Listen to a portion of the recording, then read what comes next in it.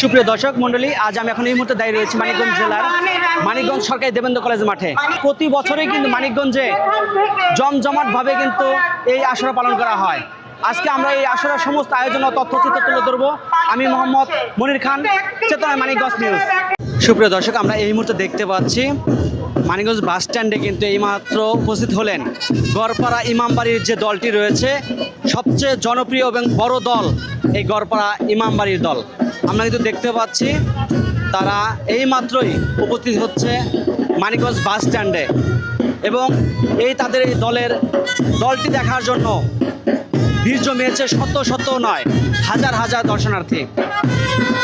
এই হাসান হোসেনের শোক পালনে কিন্তু মুখরিত এই মানিকগঞ্জ বাস স্ট্যান্ড।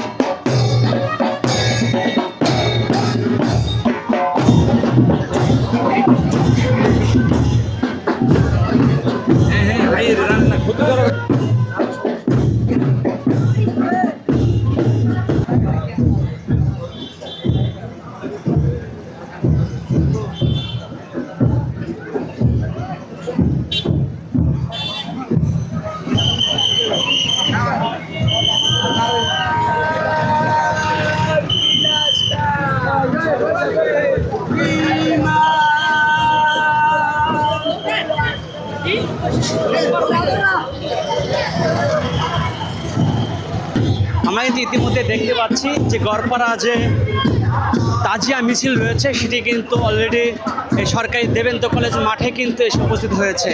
সবচেয়ে বড় যে দলটি সেটি হচ্ছে গড়পাড়া ইমামবাড়ির যে দল, এই দলটি দেখার জন্য কিন্তু হাজার হাজার দর্শনার্থী কিন্তু এখানে এসে উপস্থিত হয়েছে। আমরা সেই তথ্য চিত্র নিচ্ছি সরাসরি।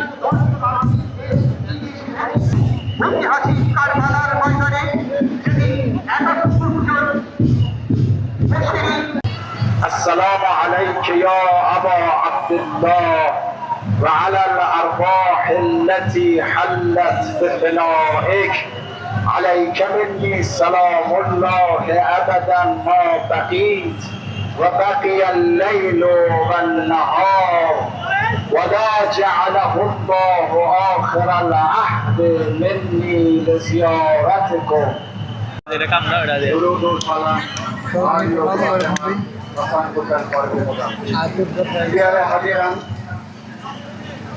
হযরত ইমাম হোসেন আলাইহিস সালামের আত্মত্যাগে উদ্ভাসিত আশুরা